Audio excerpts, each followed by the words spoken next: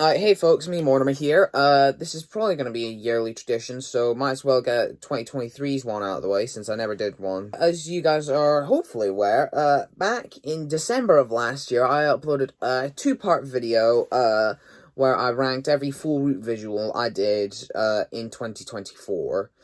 And I thought, it's only fair that I never did one for 2023, so might as well just get out the way now, since I don't really have anything better to be doing. 2023, what a year. There was Barbenheimer, Taylor Swift started her absolutely insane tour, which I didn't go to the one in Edinburgh, but I could hear from my house, and good God was it loud. I think it actually caused like an earthquake or something. And most importantly, 2023 is when I changed this channel from whatever the hell it was before Central Scotland Buses to actually being Central Scotland Buses. Yeah, because no one cares about Taylor Swift or Barbenheimer or whatever. I'm the best person in the world. Of course, in 2023, right at the start, I did my very first full route visual on the Lothian Buses Service 34. I have since done about 250. Jesus fucking Christ. But yeah, I did about 55, I think, in 2023, so this should be a much easier ranking to do than the 137 I did last year, so yeah. Alright, okay, let's stop dawdling, let's just get on with this now, because I'm really taking my time with this. 3, 2, 1, let's go.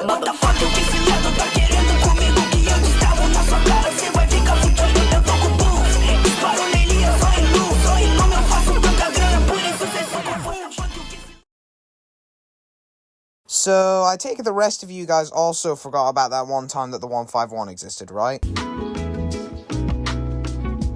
I mean, to be fair, the 151 was only implemented so that Old Craighall could actually have a bus route into Musselburgh, and that whilst the 111 was diverted away due to the Old Craighall road closure.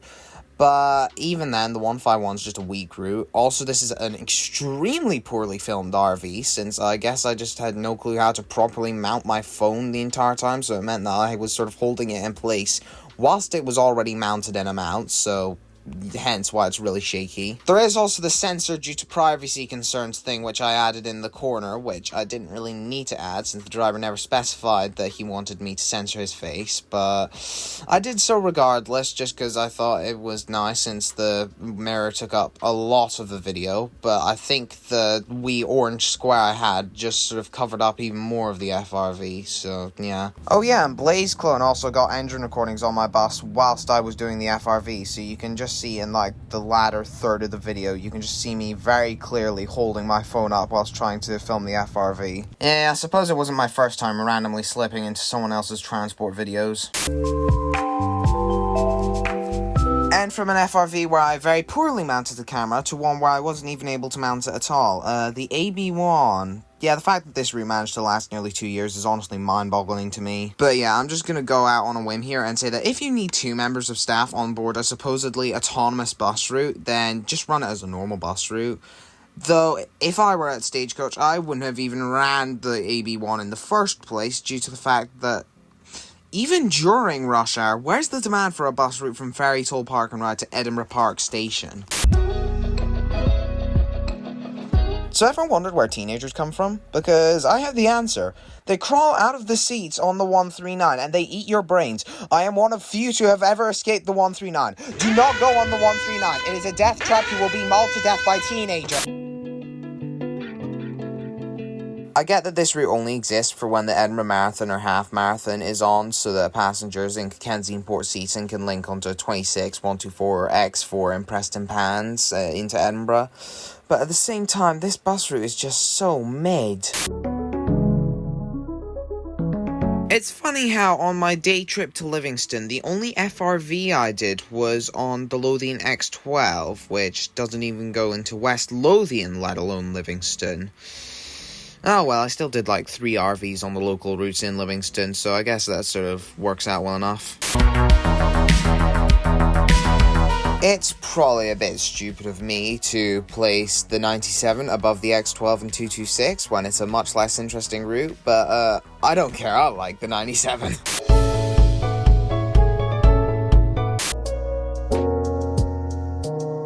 Because because the 98 is the shuttle from Edinburgh City Centre out to the Ingliston Showground, it's basically identical to the Airlink 100, except the only difference is that the 98 is basically just... And then the Airlink 100 is, well, better.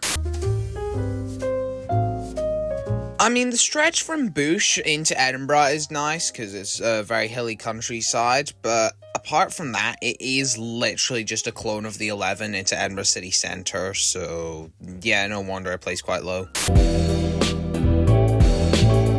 What I've realised over the past couple months is that the 8 is, how do I put this? Oh yeah, kind of shit.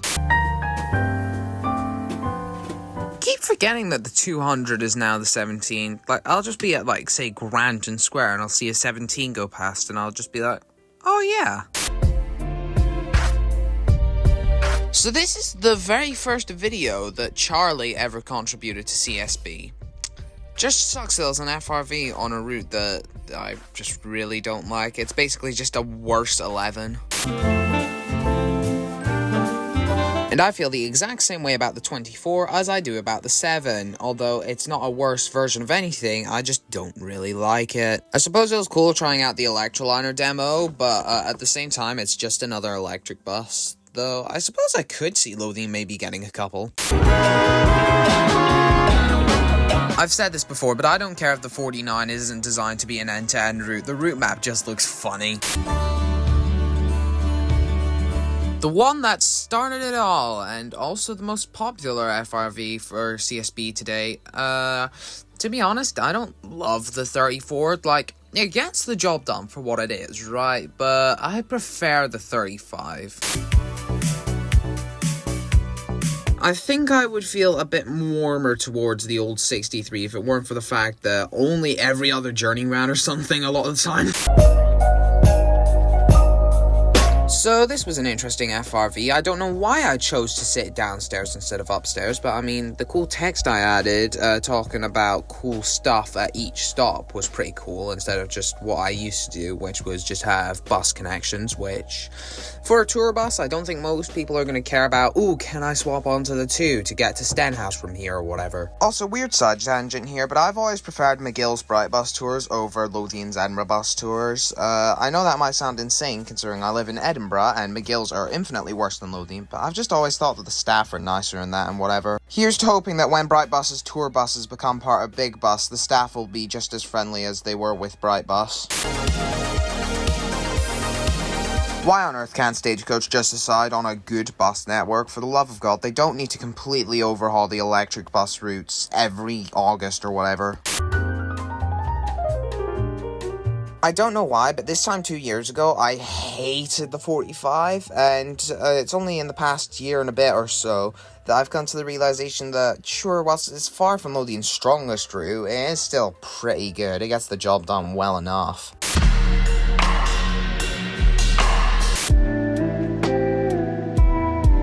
I give up on the bit of trying to pretend that the 9 is the worst thing known to man. In all honesty, it's an okay route. Though, with that being said, I would have still kept the 41, just maybe ran it every 15 minutes between Camo and the city centre, with every other journey terminating at St Andrew's Square, and then buses running every half hour to King's Buildings. But to each their own, I guess. Funny that the FRV I filmed right after the last one is actually one space higher than it. But yeah, the 27's alright, I guess. A lot of the route can just be achieved with other routes that, in my opinion, are slightly better. Please don't hurt me. Expected this to be a lot higher than the 34 in all honesty. Yeah, I suppose they are fairly similar all regards. If you just look at them on a route map, you'll see that, yeah, no, they are practically identical for a lot of the route. So, I accidentally forgot to set the resolution on my camera, so this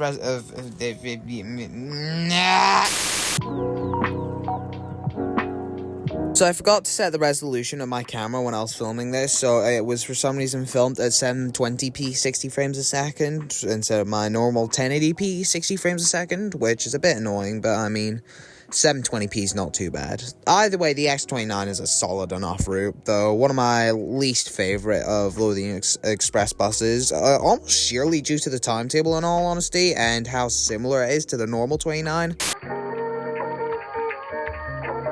I can't really put my finger on why, but the 25 has always felt like more of a central route to me than a Longstone route. Oh well, I guess. Can't say I'm surprised these school journeys on the 12 are getting cut as of, I think, like a month from when this video is releasing or whatever, unless I'm able to formulate some other content. For the record, I'm envisioning this releasing on, I think, the 29th of May, so yeah. But yeah, I think for the, say, 5 people who want to take the school 12s beyond Portobello, they can very easily just swap onto a 49 at Portobello Town Centre or whatever. The 43 is very good at what it does, but if I'm travelling along the A90 bus corridor or up to Queensferry, I'll just stick to Stagecoach, thanks. I do like the 19 more than I reasonably should. I don't really know why. I can't really put my finger on any sort of reasoning, but yeah, I just kind of like the 19. Probably a lot of it's due to the fact that I love Eastfield Terminus, but that's besides the point. I still can't believe that they doubled the frequency of the X55 back in July. I'd have thought they'd have at most maybe gone up to every 20 minutes, but the fact that it's now every 15 minutes is... I mean, it's convenient for me when I'm going to Dunfermline, but it is still quite a surprise. Is it wrong of me to say that I miss McGill's Eastern Scottish?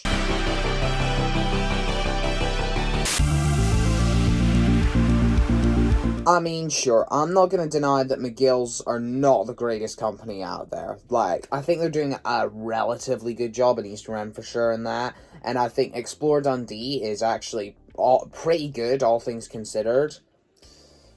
However, their Eastern Scottish brand was not well regarded for the short, 15 months it existed. I mean, sure, Lothian ran their services more reliably than McGill's did, but at the same time, Lothian, in the past, year and a half, they have made practically no changes in West Lothian, aside from maybe rerouting the X40 to serve East Edridge. So, yeah, I mean, there's just not been a lot happening with the buses in West Lothian, which really sucks, because a lot of it is so poorly interconnected now that McGill's have just pulled out altogether.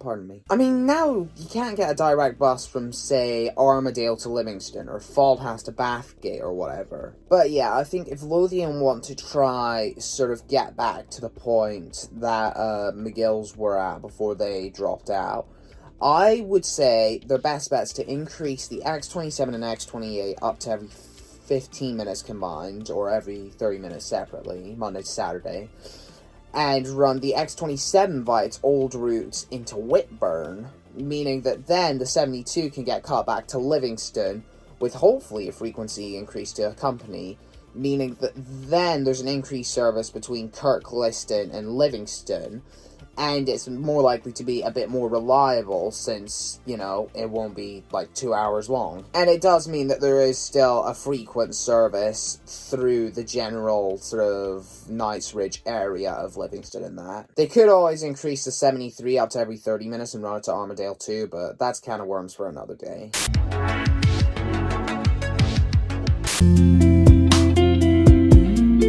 I seesaw a lot between thinking that the 21's actually a very good route and the 21 is a completely mid route. Personally, I am currently in a phase of it gets the job done pretty damn well, albeit it's very unreliable. The last 5 times I've gotten it, it's been running 20 something minutes late, so yeah, definitely Lothian's most reliable route, guys. There will eventually come a day where I'm able to find a tram driver as chill as the one in this video who will let me mount my camera to the glass door behind the cab so I can film out the front of the tram on the journey back up to New Haven.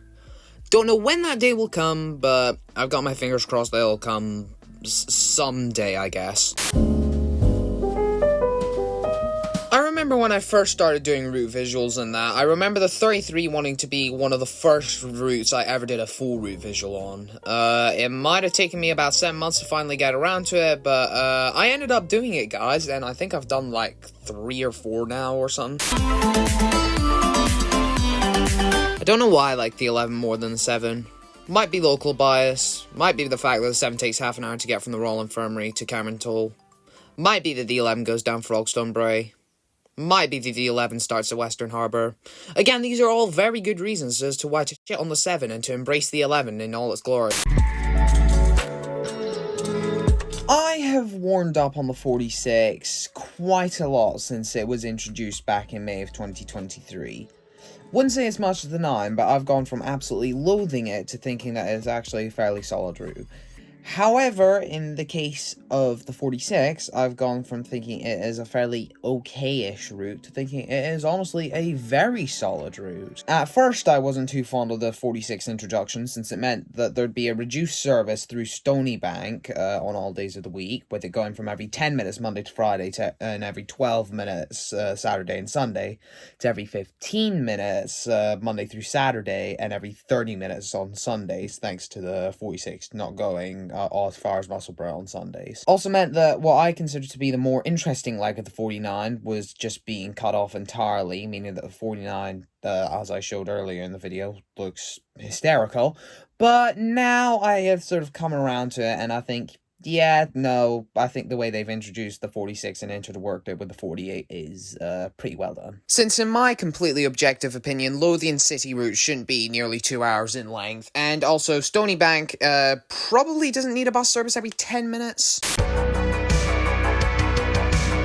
Yeah, no, I can't watch this FRV without thinking about Don't Look Back in Anger by Oasis, because I was listening to that song through my headphones as I was filming this FRV, and then like a minute after the song ended, some drunk guy at the back of my bus started full-on screaming the lyrics like there was no tomorrow, which was funny, I guess, but he got kicked off by the driver.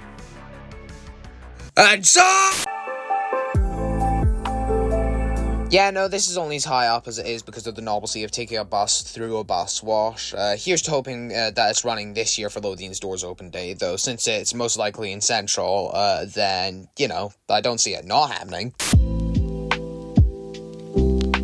I prefer the route of the old E&M 40 to the current Lothian Country X40, though with that being said, it's probably better that Lothian run it instead of E&M just because their vehicle maintenance isn't lovely. I mean, take the bus I filmed this FRV on, for example, RIG 6491, which is an ex-Lothian Right Eclipse Urban, which, hell yeah, but at the same time, the engine sounded absolutely knackered, which, to be fair, is sort of average for a lot of ex-Lothian buses, but this was a lot more than normal. Additionally, it absolutely reeked of mold, which wasn't lovely. Like, mold doesn't seem like the sort of thing that'd have a smell, but it does. And that bus reeked of it. Also, the window right next to where I was standing, didn't seem like it was attached properly, like it was shaking a lot, and it was also leaking, presumably through that window, so by the time I got off the bus, I had a sort of mildly damp forehead. So yeah, I prefer the route when it was with E&M, but I prefer it as it's run currently with Lothian Country. Alright, next. The 10 feels like a fast bus route. It feels like it serves an awful lot of places in quite a quick amount of time. I think it's time to only take like 56 minutes to do the full journey or something. But yeah, I just like the 10 quite a lot. I think that it does what it's trying to do pretty goddamn well. It makes me so irrationally angry that I was born a year after Lothian put all of their RHs out of service, because they are bloody brilliant buses. Yeah, no, I'm top bus veg, aren't I? Yeah, no, getting to take one of these down the streets of Edinburgh on the 126 down to Eastfield was lovely, though I'd have probably put this a bit higher if it weren't for the fact that literally that exact same week I also did the entire journey on the normal 26. I do really like the 26, though I think I would maybe like it a bit more if it were more frequent on Sundays, and if I'm honest, if it actually only just ran between the city centre and Seaton Sands, because I think the stretch through Corstorphine sort of makes it feel significantly longer than it actually is, even if it only adds on an extra half hour onto the near 2-hour route. And to me, the 31 feels like Midlothian's 26, and that is not a bad thing at all. I do think I prefer the 31, because it feels quicker to me, if that makes sense, and also it is significantly quieter, even if it is still one of Lothian's busiest routes, but good route regardless. Also, I am sort of a bit biased towards it, because it's the bus I take out to my grand's, because she stays in Last Wade, but that's besides the point. And on that note, we've reached the top 10, so I'm going to start this off with the other of Last Wade's 2 main bus routes. I love the 140, I'm gonna be honest. I wish that the 141 was withdrawn outside of peak times and the 140 replaced it during the day as well. But, yeah, no, the 140 is a solid route, though admittedly this isn't an FRV. I actually only filmed this to Roslyn before I ran out of storage, and then I got a 37 out to Pennycook instead, so technically it's not an FRV, but it also is, since the 37 and 140 are the exact same route from Bilston out to Pennycook Town Centre, but that's besides the point, shut up.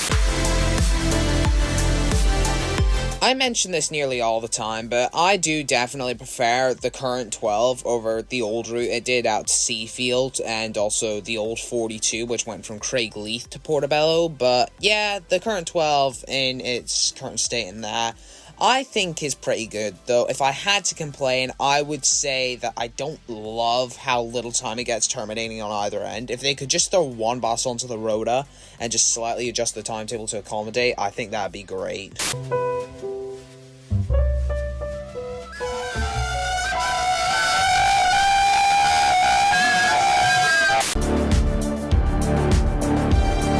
Yeah, no, I've always liked the 5. It used to be my school bus in the mornings, which I always enjoyed because I thought the route was just different to other Lothian routes. And to this day, I still find that it feels different to other Lothian routes, and I like that sort of uniqueness to it.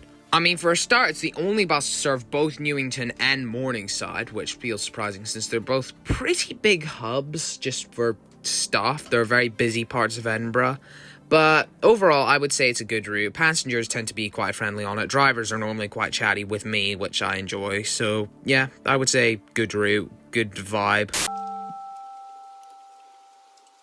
I like how fast the 23 feels between Greenbank and the city centre. This might only be local bias, since I take it a lot between Edinburgh and city centre as a professional anchor from Morningside, but my point still stands. Shut up. Yeah, no, I really like the 22. It's in my top 5 Lothian city routes. However, it's just inferior to how it was this time, like, say, 4 years ago. Back then, I would have said that it was in my top 3 Lothian city routes, I think. But the Trams to Newhaven project, as much as I might like the fact that there are now trams into Leith, it does mean that, 22 is just worse now, but it's still a solid route, I will say. I did like when this route was ran as the 400, but I think it was a smart move on Lothian's behalf to move it back to being the 18, since it was ran as that for about a decade and a half before the 29th of July 2018 changes, when Lothian rebranded it to the Skylink 400, but now that Skylink's no longer a thing, I think it was smart to move it back to the 18. Also, the airport fare zone's hella extortionate. I think it's a good thing that the 18 doesn't fall under it, and it's just the same fare across the entire route. Good job, Lothian. Now, this might come as a bit of a surprise to people who have seen, I don't know, basically every tangent I've gone on about the 38, but, yeah, it's at the bottom of the top 3. I mean, it is my favourite of Lothian city routes currently, yeah, definitely. I like the sort of weird, windy route it takes to get from West Grant to the Royal Infirmary. Serves a lot of areas that you can't really get to via other buses unless you're willing to do quite a bit of walking. And I've just always liked that. So, with that being said, why is it only at number 3? Well, first of all, I did an FRV on the 41, and I have, on several occasions, said that that used to be my favourite bus route of all time. Yeah, no, the reason I love the 41 so much is much more due to personal reasons than anything else. Like, it went to Crammon Beach, which was, and technically, I would say still is, my favourite beach in Scotland. Always felt really quick going between Barnton and the city centre, even if it was your slowest option. Took it a lot when I was going after school to see family in Blackford, because I used to do that once a week. And it is the bus that sort of really got me into buses. And I think for that reason alone, it was gonna place quite high when I did an FRV on it. Not least for the fact that it was because of that I started learning specific bus models, specifically the B70L Geminis and the B90L Geminis. However, with all that being said and done, I do think it was a very good route, in my opinion, but I do kind of get why they implemented the 9 and then changed the 47 to accommodate. Now, that change was 2 years ago. In fact, it was 2 years and 1 day ago as of this video releasing. And I've changed a lot as a person since then. I've gone from being sort of weird, nerdy, I wouldn't say quiet kid per se, but sort of introverted-ish kid, to now being just loud all the time. I've become a lot more confident as well, like, especially, like, traveling around and stuff. Like, this time 2 years ago, I didn't really feel too comfortable going further than, say, Edinburgh City Centre on my own. And now it's just, like, I'll wake up at 6 a.m. one day, get dressed, and then just go out to Falkirk for, like, 10 hours or something. So, yeah, I do definitely feel like a completely different person to this time 2 years ago. And as time goes on, your tastes change. Since then, I have decided that actually I really like buses going very fast down country roads, especially if there's a slight tinge of countryside here and there. This is my favourite bus route in the Lothians. I'm just gonna say it. I would say the East Coast Buses X7 fits neatly into my top 3 favourite bus routes. My reasoning for this is honestly very simple. I like buses going fast. Those B8s are fucking brilliant, and drivers just always floor it down the A199, and I just love that. And also, East Lothian is beautiful. The views you get between Haddington and East Linton, if you look out sort of towards North Berwick, the countryside just goes on for ages, and if the weather's good enough, you can see out to, like, Fife and that, which is lovely. The journey was great. It was very fun doing it with Big Chazza. I'm glad that he invited me to come along to Dunbar with him to do this, because, yeah, I would say this FRV is my favourite out of all the ones I did in 2023. Anyway, that was a ridiculously long tangent that I could have literally just shortened down to, oh, by the way, my number 1 is the East Coast Buses X7. Alright, bye! But, yeah. The East Coast Buses Service X7 is my favourite. Alright, bye!